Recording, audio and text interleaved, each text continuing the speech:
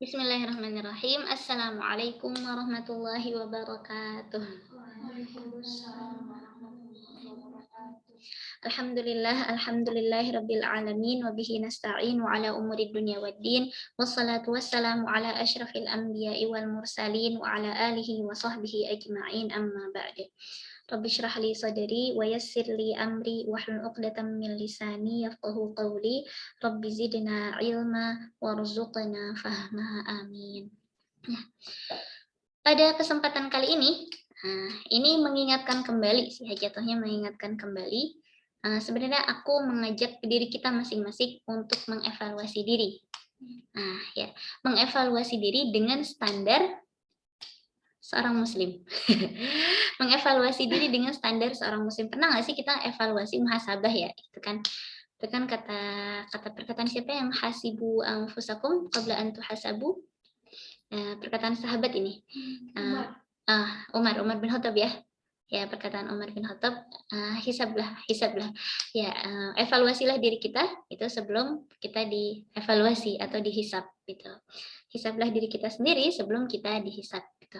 Nah, ini adalah jadi mungkin sekali-kali kita mengevaluasi diri dengan menggunakan standar seorang muslim. Bagaimana sih harusnya seorang muslim? Nah, mungkin Antona udah kenal dengan muwasafat 10 muwasafat atau karakteristik seorang muslim. Di sini saya tidak akan membahas tentang 10 itunya ya, apalagi itu banyak banget gitu dan maksudnya saya yakin kok Antuna udah pernah dapet gitu kan materi tentang itu. Nah, ini jatuhnya lebih ke ya ayo loh kita mengevaluasi gitu dari muwasafat ini. Tuh, jadi kan standar seorang muslim itu kan bukan hanya karir yang sukses, kehidupan yang sukses mungkin atau penghasilan yang ini gitu kan yang sebagaimana rata-rata orang maksudnya kebahagiaan gitu dapat bahagia dan lain sebagainya kan bukan itu. Itu kan. Jadi standar kita seorang muslim itu apa sih kita? Nah, sekarang kita mulai dari yang pertama salimul aqidah. Ya, salimul aqidah ini selalu jadi yang pertama akidah. Nah, sekarang gini, salimul aqidah itu kan akidah kita ya. Ini akidah tuh memang benar-benar penting banget sih. Sekalinya dia rusak, dia bisa jadi kafir gitu kan. Jadi dia rusaknya apa coba? Dengan apa rusaknya? Akidah rusaknya dengan syirik. Nah, akidah tuh rusaknya dengan syirik. Nah, hati-hati. Di sini sekarang udah banyak banget nih bentuk-bentuk syirik yang emang kita maksudnya kayak dukun udah berubah jadi paranormal, orang pinter dan lain sebagainya gitu kan. Udah bermacam-macam lah banyak fenomena-fenomena yang akhirnya bisa aja merusak akidah kan kayak metaverse terus abis itu tapi itu tergantung ya. Terus spiritual dan lain sebagainya gitu ya. Pokoknya yang itu bisa aja akhirnya kita jadi merusak akidah. Nah, itu hati-hati. Ini terus juga termasuk batasan-batasan yang emang yang hanya itu punya kuasa Allah aja gitu, andil Allah aja gitu kan seperti rezeki dan lain kematian dan lain sebagainya yang emang terus kayak kesehatan yang emang ya udah kita tuh mintanya hanya pada Allah saja gitu ya. Nah, itu salimul akidah yang selamat gitu. Ini kita dapati di buku tauhid. Nah, banyak yang membahas ini adalah kita dapati di buku-buku tauhid. Coba kapan terakhir kali kita belajar tauhid? bukan cuma bukunya ya, maksudnya benar-benar akhirnya kita balik ke buku pelajaran gitu enggak. Cuma seenggaknya kita membekali diri lah atau kayak terus gitu ya mengevaluasi diri atau kayak ilmunya gitu tentang syirik itu apa aja sih gitu. Tentang gimana sih cara akhirnya kita selamat dari akidah. Mungkin di sini kita terlindungi, tapi ketika di luar misalnya ketika kita keluar tiba-tiba ada pemikiran yang ini benar apa enggak ya? Tiba-tiba ada pemikiran yang ini maksudnya yang menyeleweng ya. Emang kita tuh ragu ini benar apa enggak gitu. Nah, itu hati-hati. Di situ salimul akidah. Terus yang kedua sahihul ibadah. Ini tentang ibadah. Nah, pernah nggak sih kita evaluasi, salat kita nih udah khusyuk apa belum ya? Gitu. Salat kita nih udah khusyuk apa belum ya? Puasa udah bener apa belum ya? Gitu. Puasa kita udah bener apa belum? Terus kayak baca Quran kita. Bukan dalam hal bacaan. Di sini mah bacaan mah insya Allah gitu ya. Memang kita kan mengedepankan saya bacaan sesuai dengan tajwid. Nah, sekarang kualitas dari segi makna misalnya, kualitas dari segi arti, kualitas dari segi tadabbur itu. Jadi tuh ibadah. Udah bener belum sih ibadah kita? Nah, ibadah ini dibahas di fikih. Ya, ibadah ini dibahas di fikih. Nah, coba kapan terakhir kali kita belajar fikih? Ya kan? Pernah nggak sih akhirnya nyari-nyari kayak gimana sih akhirnya ya sholat ini? Maksudnya ini kita kalau misalnya nemuin sholat nih, tadi tuh kayak ragu-ragu sholatnya berapa rakaat gitu kan? Berapa rakaat, 3 atau 4, terus gimana nih akhirnya? Maksudnya penyelesaiannya gitu. Itu kan tentang ibadah kita keseharian. Nah, itu adanya di fikih. Ya, itu penting banget itu untuk mengevaluasi ibadah kita. Atau kalau misalnya, ini perkataannya Ustadz Adi ya, perkataan Ustadz Adi itu, kalau misalnya kita untuk hal duniawi aja kita dari TK, SD, SMP, SMA, S1, S2, bahkan kayak benar-benar ngambil spesialisnya itu mungkin untuk hal yang dalam tanda kutip duniawi gitu ya. Tapi sekarang untuk hal yang ukhrawi gitu, kayak sholat aja. Itu pernah nggak sih kita benar-benar memperdalam apa sih makna bacaan sholat gitu? Apa sih hikmah dari takbir? Itu kan apa sih? Maksudnya sujud itu gitu. Sebenarnya tuh sujud tuh hakikatnya apa sih gitu? Sujud itu hakikatnya apa sih? Nah gitu. Itu sih ya itu untuk mengevaluasi diri ya. Tuh. Terus habis itu matinul khuluq atau akhlak yang ya akhlak strong karakter lah ya, karakter yang kuat. Gitu. Nah, ini tentang adab dan akhlak yang memang harus dikuasai. Saya di sini banyak banget tentang adab dan akhlak, termasuk salah satunya di Riyadhus Shalihin tuh ya, yang biasa kita baca di Riyadhus Shalihin itu kan juga di dalamnya ada adab dan akhlak juga. Itu yang biasa di kajian-kajian Ustadz itu yang adab at-tibyan, yang hari Ahad itu kan juga tentang adab juga gitu ya. Jadi maksudnya itu kita perlu gitu kan sebagai kayak kita di standar seorang muslim. Tuh. Terus qawiyul jism di sini atau apa nih di sini physical power ya atau tentang badan yang kuat lagi sehat. Ini tentang pola hidup. Pola hidup, pola makan gitu dan kayak olahraga gitu. Itu kan maksudnya mikir lagi nih termasuk aku juga ya. Maksudnya olahraga kapan sih ya gitu. Maksudnya kita nih iya ada nih olahraganya nih harusnya gitu kan. Maksudnya seenggaknya dalam satu bahkan waktu itu kayak Butit itu pernah bilang itulah kalaupun bisa sampai sebelum tidur lah kalau misalnya sesibuk-sibuknya gitu. Sebelum tidur lah gitu kayak lari-lari atau apa gitu sekitar berapa menit gitu. Saking malesnya banget dikit maksudnya aku untuk olahraga gitu. Jadi kayak sampai akhirnya diituin juga sama orang itulah olahraga gitu. Olahraga itu kayak penting gitu. Pola hidup, pola makan gimana akhirnya. Pokoknya itu.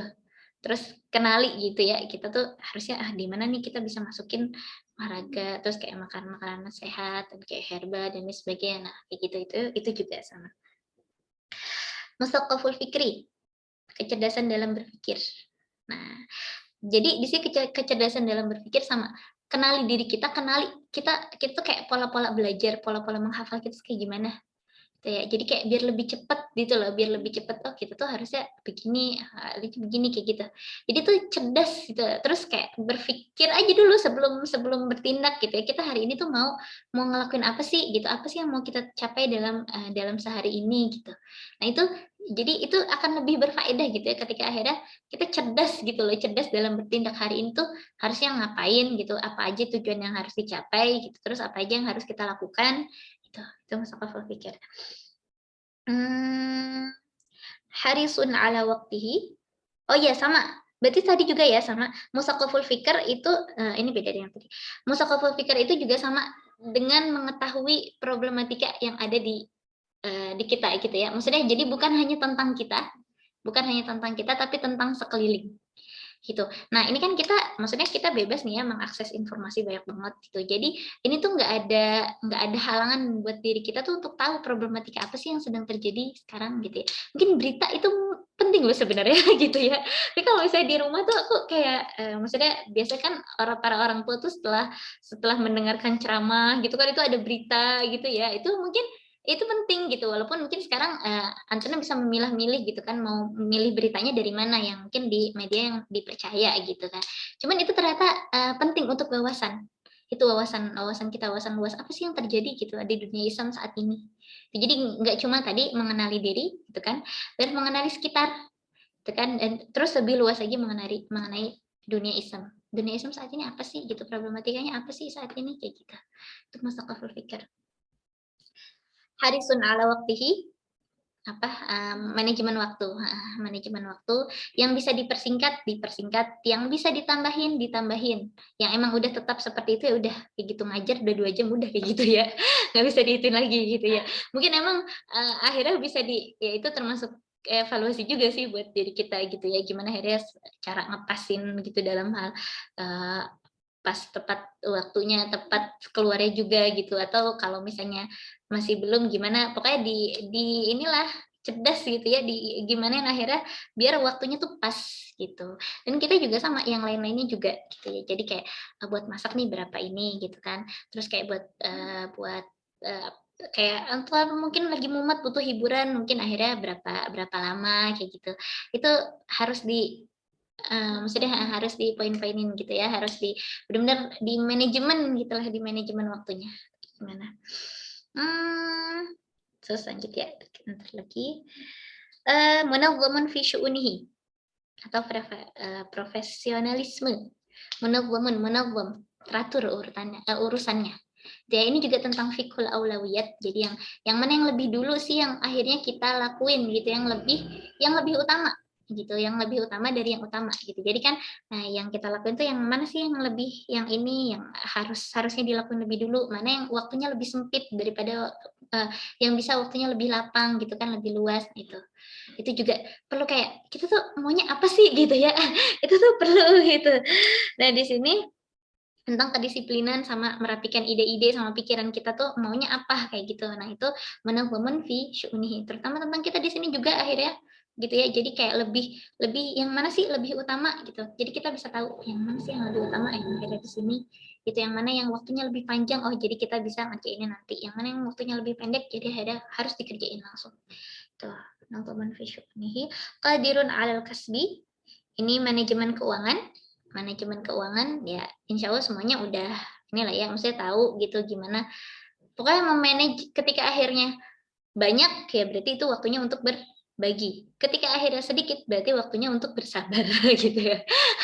Jadi akhirnya banyak waktunya untuk berbagi, ketika sedikit waktunya untuk bersabar. Gimana caranya akhirnya benar-benar menghemat gitu. Terus ya pos-posin lah akhirnya ketika kita punya kayak lebih gitu, mungkin kita ingin ada keinginan untuk umroh atau keinginan untuk menabung buat haji atau keinginan buat kurban misalnya, atau misalnya kita kan kita udah punya kewajiban sendiri-sendiri nih tentang zakat. Nah, ntar nih puasa ada zakat fitrah gitu kan, atau ada zakat mal. Nah, itu mestinya bebankan diri kita kepada diri kita gitu. Jadi jangan akhirnya dibayarkan sama orang tua gitu ya, gitu. Karena kita udah bisa nih semua qadirun al kasbi. Gitu. Nah, mungkin juga bisa jadi di sini kasbi itu kan berusaha ya, berusaha akhirnya untuk mendapatkan maisha gitu ya jatuhnya gitu. Atau bisa juga jadi kayak kita lebih kayak meningkatkan skill. Contohnya nih, maksud aku motor. Nah, siapa nih yang di sini yang belum bisa motor? Gitu kan. Siapa yang belum bisa motor, belajarlah untuk kayak ini gitu ya, maksudnya bisa gitu, bisa motor. Itu jadi tuh akhirnya nggak boros gitu loh kita kemana-mana gitu. Terus mungkin suatu saat itu kan dibutuhkan sekali skillnya gitu untuk berhemat gitu kan, untuk nah gitu. Jadi ya mungkin nih Najwa udah bisa masih gitu. Iya, coba lagi gitu, maksudnya asah terus skillnya. Ini termasuk juga loh, maksudnya qadirun al kasbi kan kita berpenghasilan gitu ya, tapi kalau ini tuh kayak menghemat gitu, menghemat penghasilan yang udah kita dapatkan gitu kan. Jadi dengan meningkatkan skill, mumpung masih ada dan masih ada juga sarananya gitu. Dan Nadia juga sama, jadi udah bisa tapi belum berani ke jalan gitu ya, tinggal ditingkatin lagi. Selanjutnya nafi'un li ghairihi atau berkontribusi ya, entah apapun itu. Misalnya kayak di sini sih sebenarnya kalau yang mudah-mudah tuh termasuk kayak kita piket gitu, atau kayak gantiin orang lain untuk piket, atau ada sesuatu yang emang harus kita rapihin dan lain sebagainya. Nah, itu kan itu bermanfaat untuk yang lainnya juga. Atau kayak yang belum bangun gitu, misalnya kayak belum sholat gitu kan, aku sering juga akhirnya dibangunin. Nah, itu juga termasuk. Yang kecil-kecil kayak gitu tuh sebenarnya nafi'un li ghairihi. Maksudnya kita jadi akhirnya bermanfaat untuk orang lain.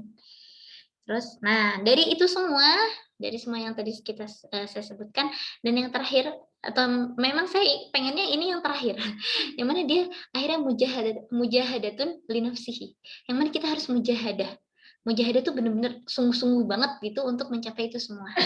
ya. Mujahadatun li nafsihi itu kayak tentang bersungguh-sungguh kita rencanain.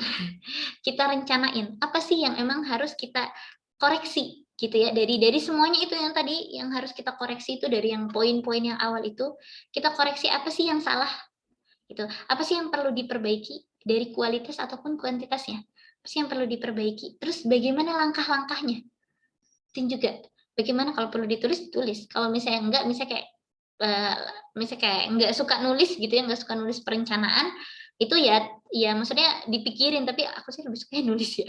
Lebih suka nulis poin-poin apa dan lain sebagainya gitu. Dan terus langkah-langkahnya apa sih gitu. Kerjakan, terus evaluasi. Gitu. Kalau misalnya ada yang menghambat, hambatannya apa? Itu bisa nggak hambatannya itu akhirnya dikurangi atau bahkan dihilangkan. Kayak gitu ya. Itu perlu mujahadah. Mujahadatun li nafsihi.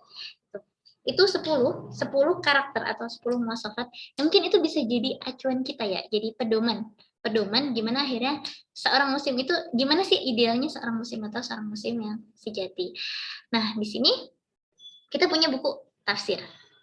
Yang tafsir itu mencakup semuanya, dari ibadah, dari akidah, itu semuanya itu ada di situ.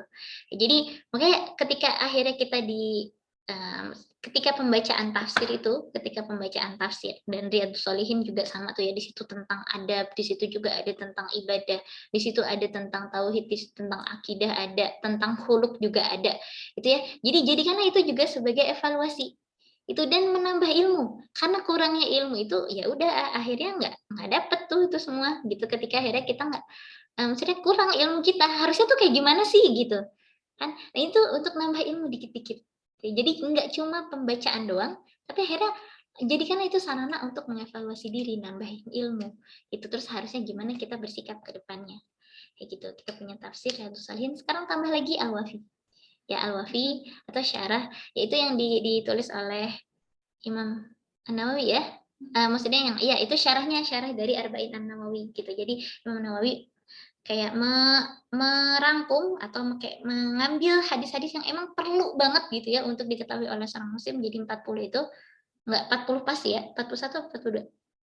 42 ya, 42. Itu yang emang harus banget diketahui oleh seorang muslim gitu. Nah, di situ cuman diambil 42 hadis, terus di situ ada syarahnya.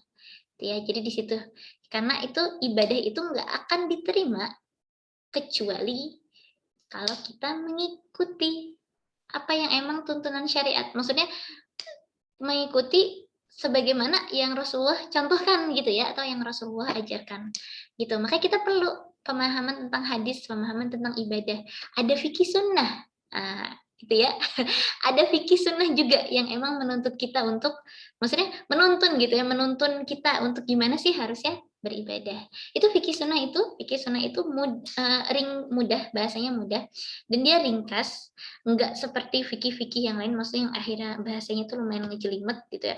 Itu cobalah akhirnya kenal itu fikih sunnah. Itu enak kok, itu enak banget. Walaupun kadang-kadang ada beberapa pemikiran Said Sabik yang masuk situ ya, maksudnya yang akhirnya madhabnya beliau masuk situ gitu. Cuman itu lebih umum tuh enak gitu ya, buat ke umum masyarakat awam tuh enak banget fikih sunnah, daripada kita langsung belajar tiba-tiba belajar fikih yang 4 madhab gitu ya. Bahkan fikih Imam Syafi'i aja lumayan agak, maksudnya dipahaminya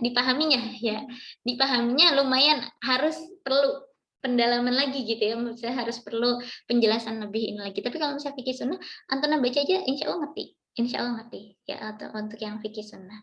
Nah, yang mujahadah itu, nah kita kan perlu mujahadah nih, mungkin kita juga perlu kali akhirnya melihat gimana sih mujahadahnya para sahabat, gimana sih mujahadahnya Nabi gitu kan, dalam akhirnya menyebarkan dakwah ini. Makanya di situ ada buku Sirah Nabawiyah. Nah, itu semuanya untuk dibaca bareng-bareng ya.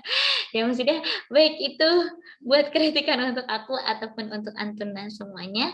Ya, jadi itu semua itu buku-buku yang emang jadi rujukan buat seorang muslim, bagaimana sih harusnya jadi seorang muslim yang ideal atau yang sejati. Ya, cukup sekian. Jazakumullahu khairan.